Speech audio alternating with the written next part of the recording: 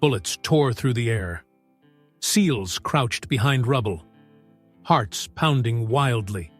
One operator whispered, "Who's providing air support? Where's our pilot?" Above them, an A-10 Warthog roared, its cannon rounds crushing enemy positions. Radio silence. No familiar pilot voice responding.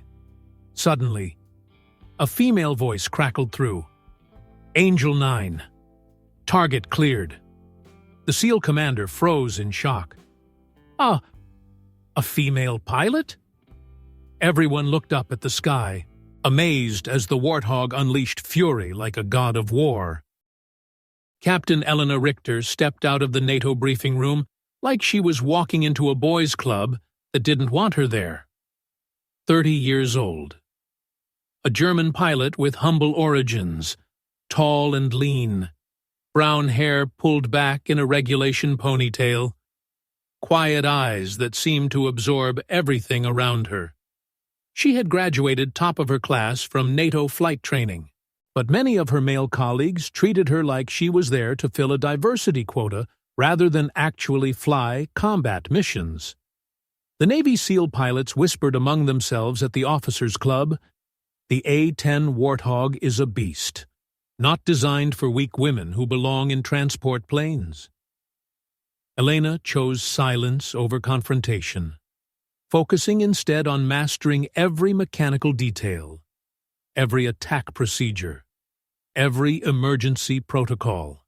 While others socialized and complained about assignments, she studied at Ramstein Air Base in Germany.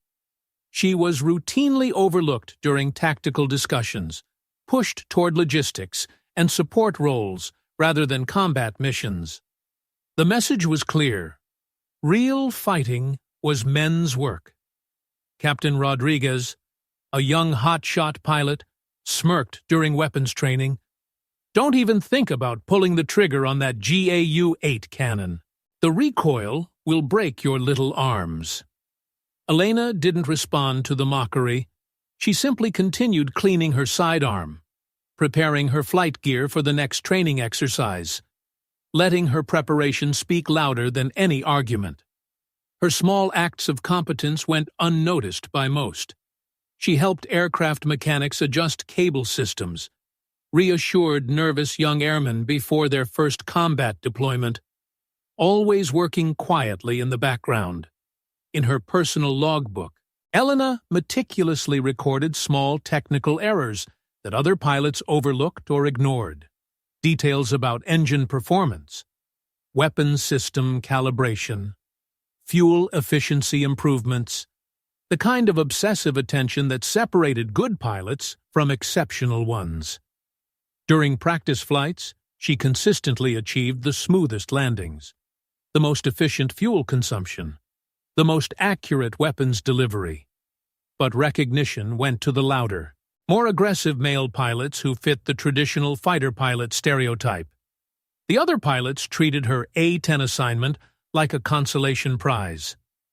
"At least she's flying the ugliest plane in the Air Force," they would joke. Perfect match. But Elena saw something different in the A-10 Thunderbolt II. While others focused on its unglamorous appearance, she appreciated its incredible durability, its devastating firepower, its ability to provide life-saving close air support to troops on the ground. She spent extra hours in the aircraft, learning every switch, every system, every sound the engines made under different conditions.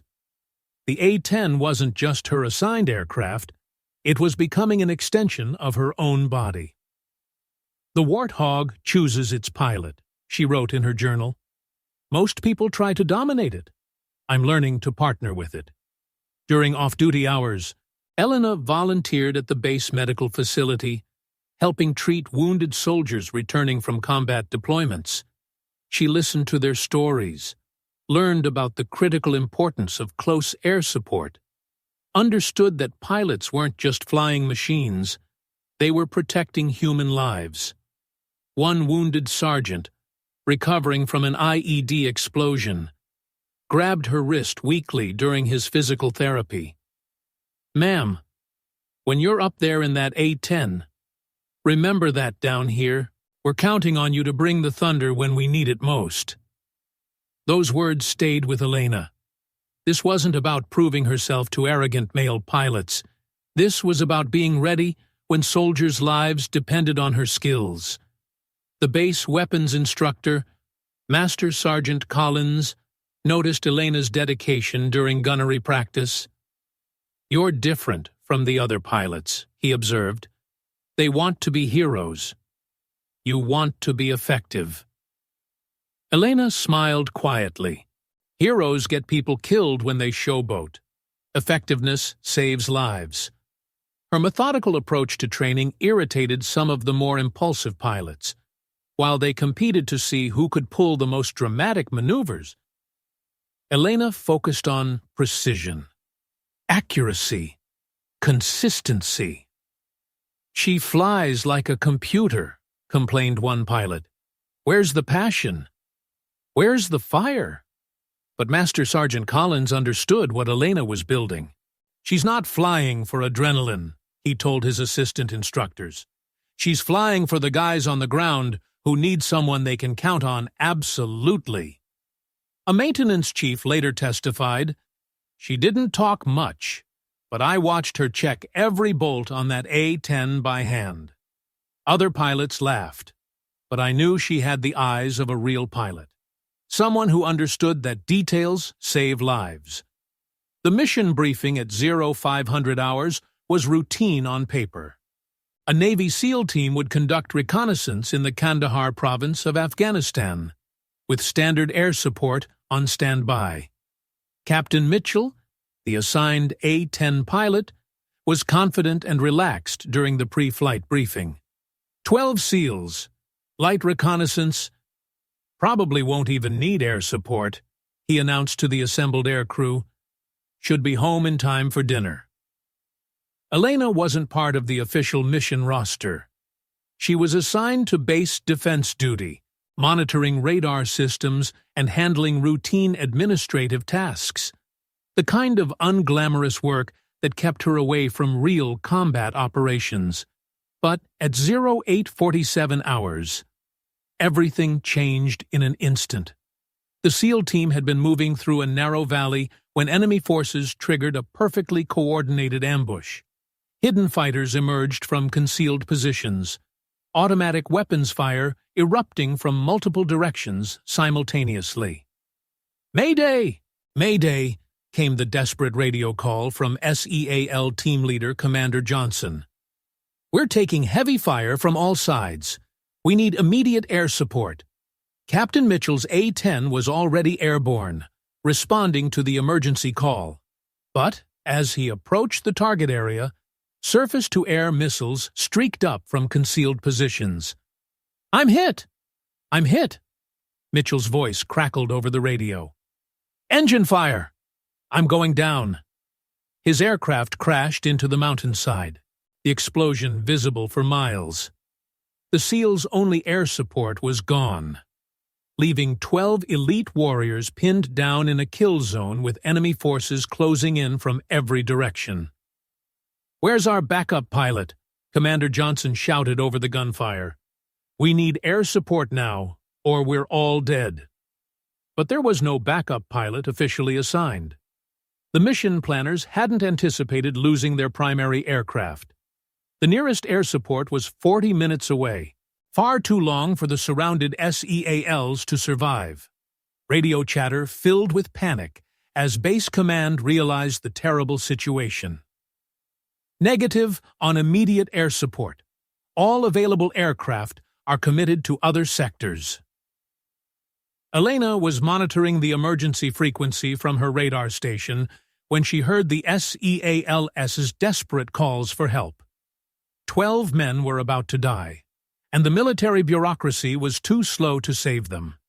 She made a decision that would define her entire career. Without authorization, without clearance, without even informing her commanding officer, Elena ran to the flight line where her A-10 was parked.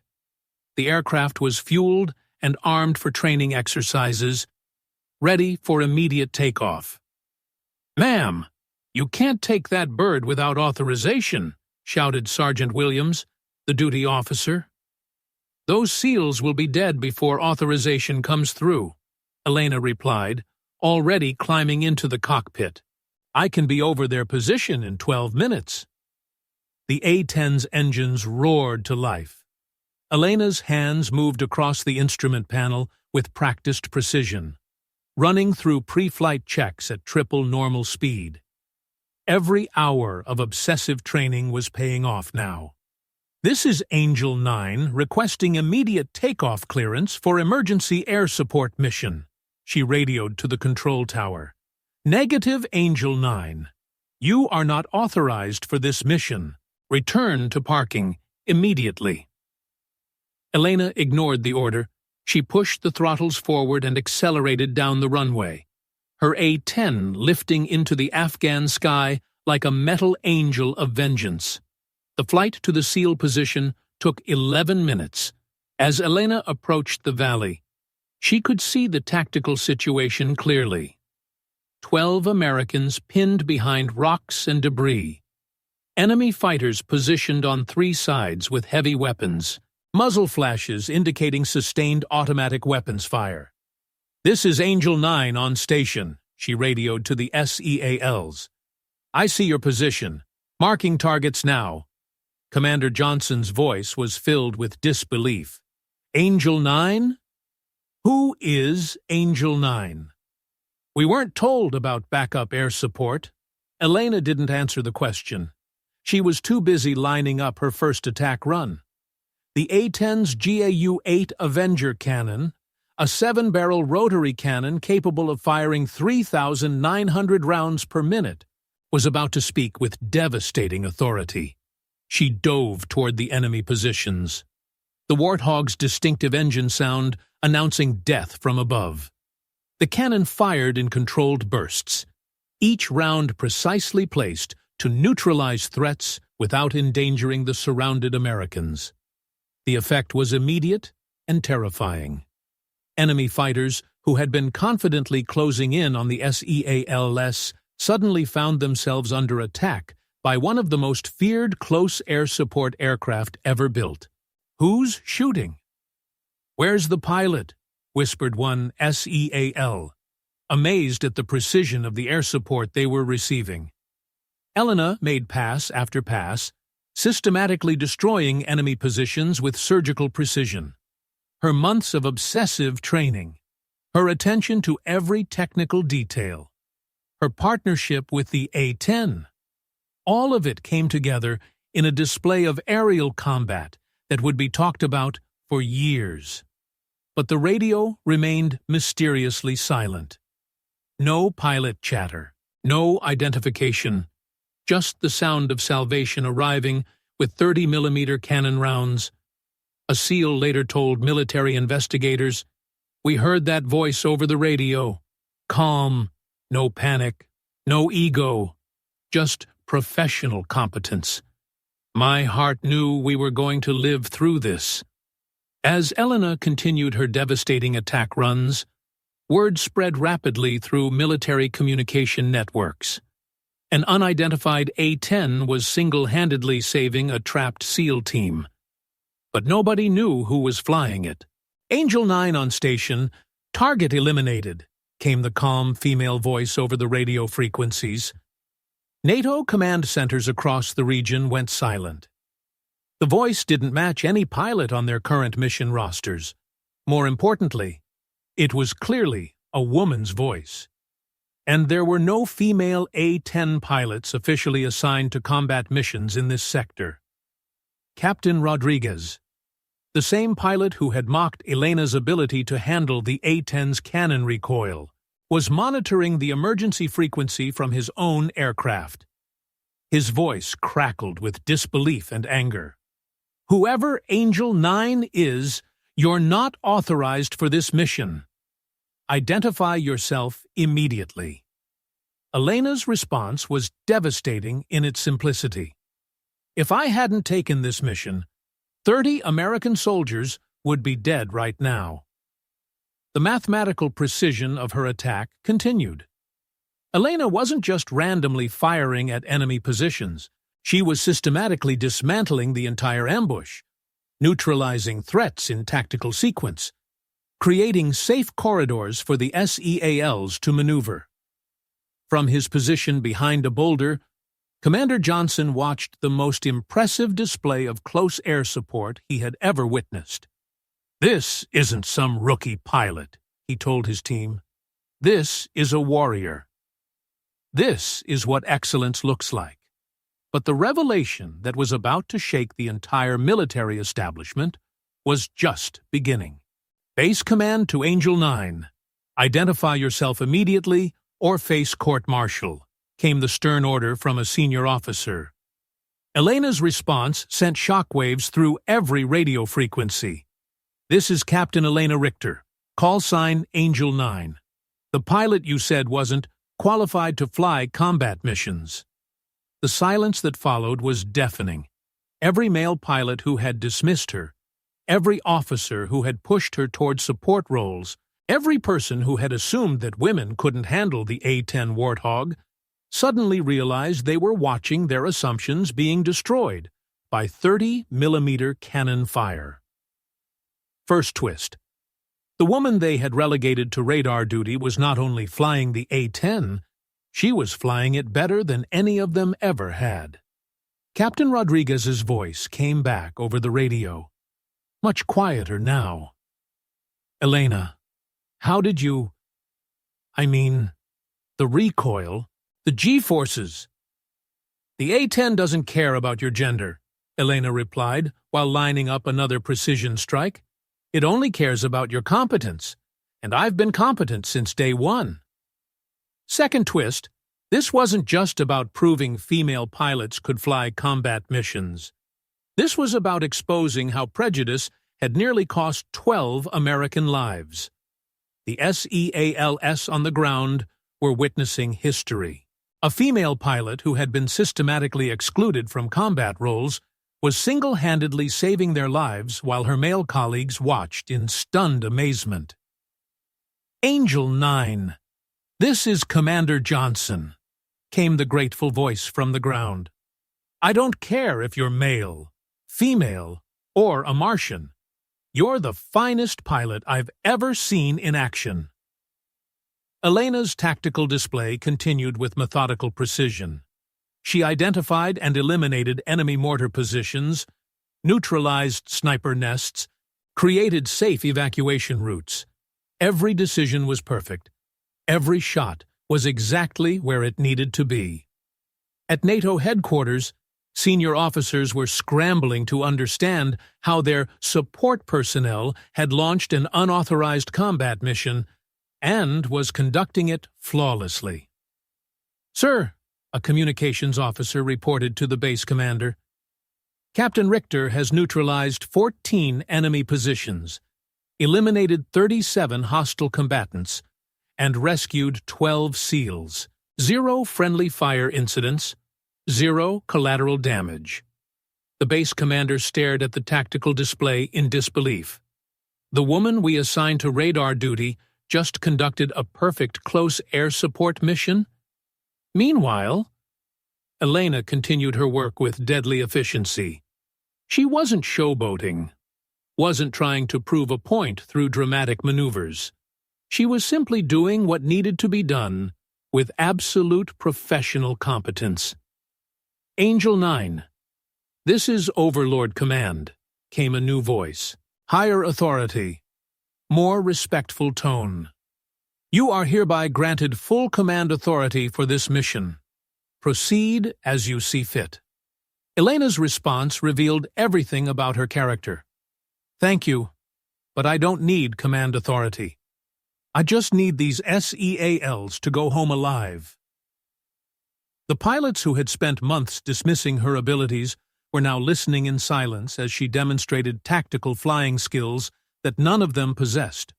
Her understanding of the A-10's capabilities, her precision under pressure, her calm decision-making in combat, all of it exceeded anything they had achieved.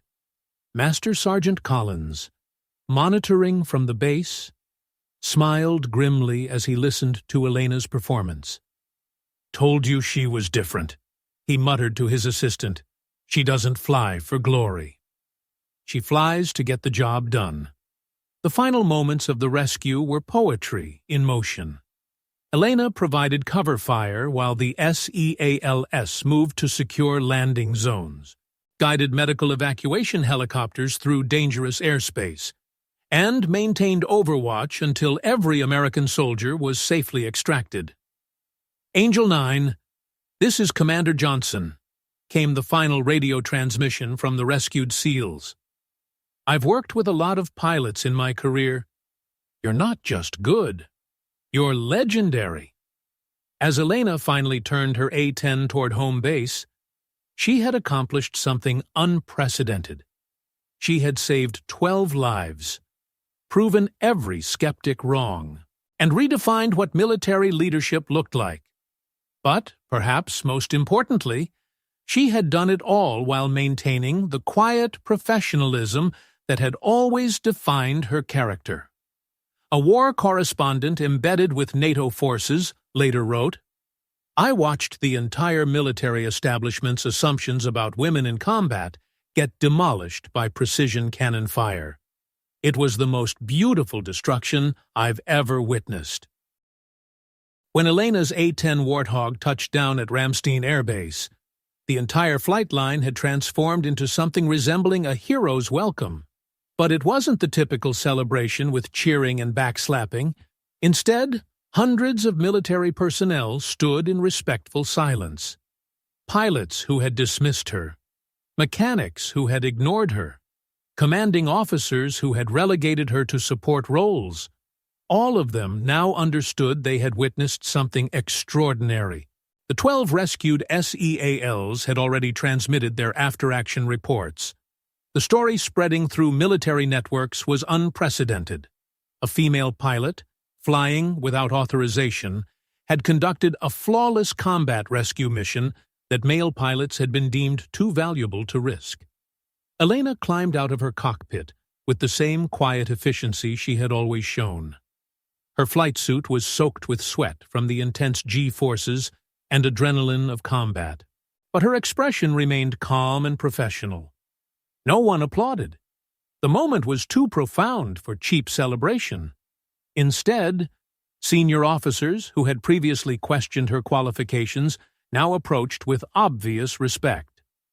Colonel Matthews, the wing commander who had consistently assigned Elena to support duties, stepped forward first.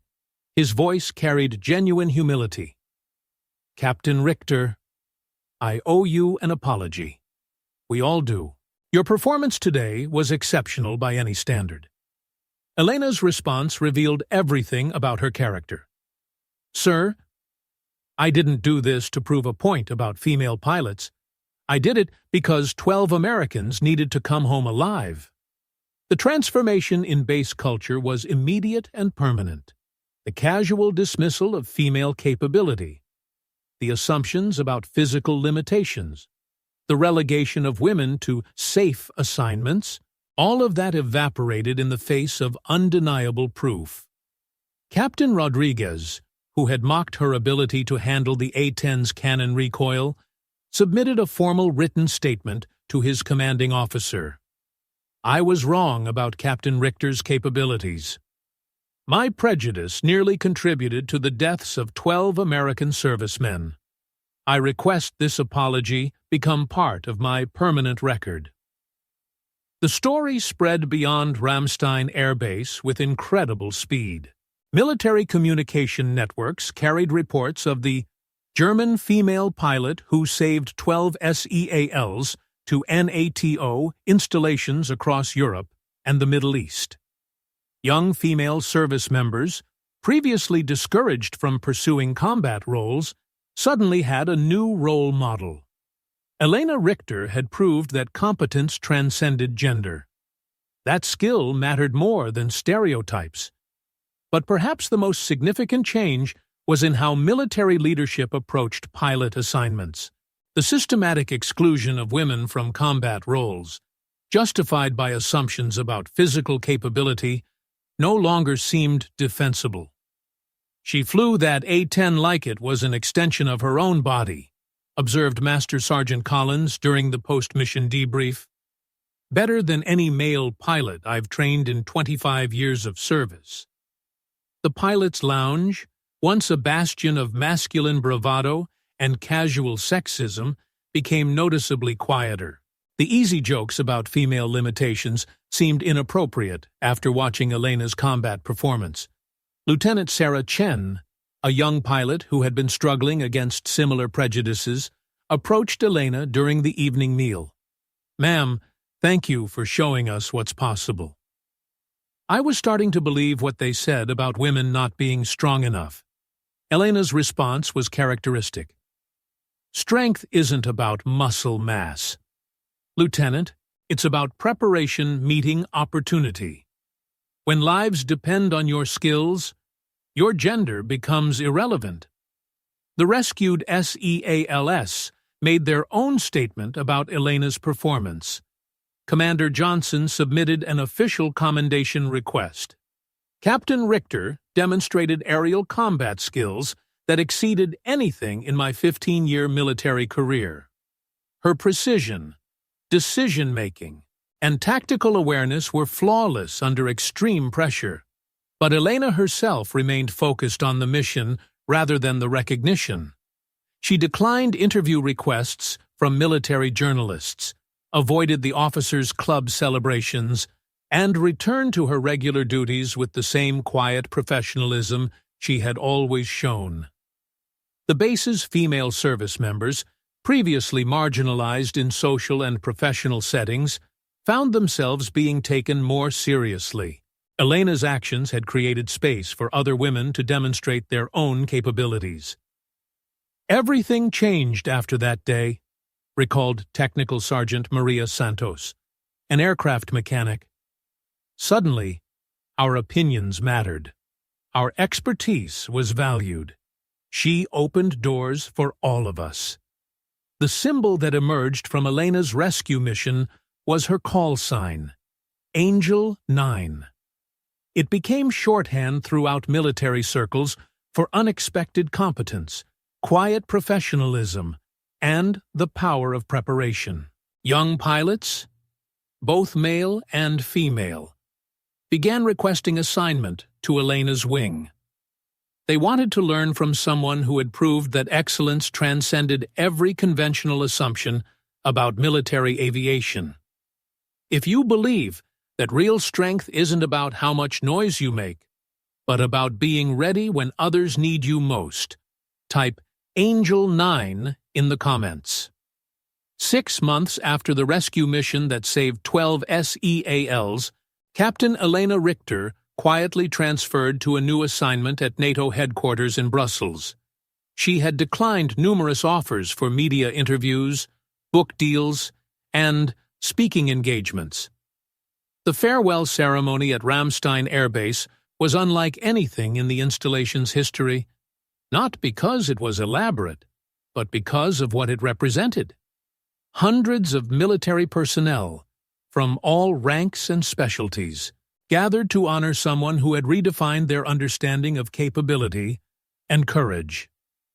"Captain Richter taught us something that isn't covered in any military manual," announced Colonel Matthews during the ceremony. "She taught us that excellence doesn't care about your assumptions, your prejudices, or your comfort zones. Excellence only cares about results." But Elena herself remained characteristically humble.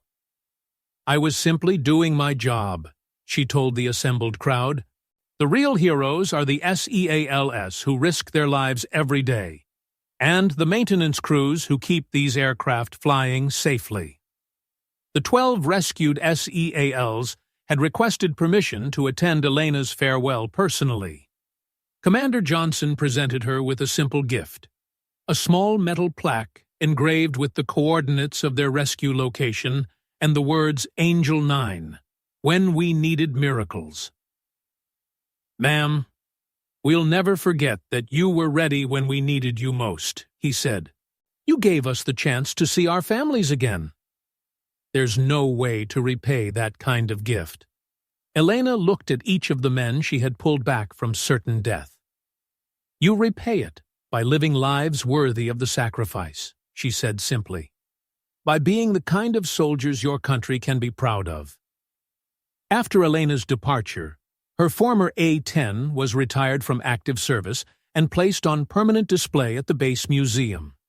A simple inscription read, "Flown by Captain Elena Richter, Angel 9, in defense of those who needed her most."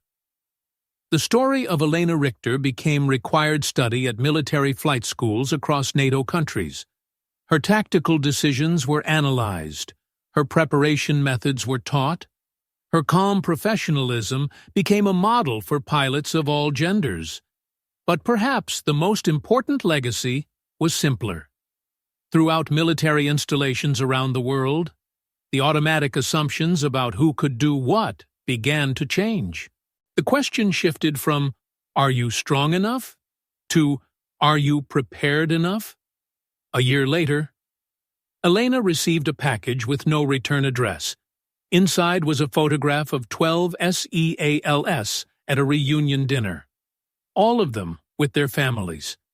Children sitting on their fathers' laps. The accompanying note was simple. "Still alive, because of Angel 9. She kept the photograph on her desk. A quiet reminder that the greatest victories aren't measured by the noise they make, but by the lives they save. Real power isn't about proving you're strong enough. It's about being ready when strength is needed most. If this story changed how you see the quiet professionals around you, share it with someone who needs to know that heroes come in all forms. Subscribe to SN Quiet Stories, where we honor the people who are ready when others need them most. Because sometimes, the person who saves your life might be the one everyone underestimated.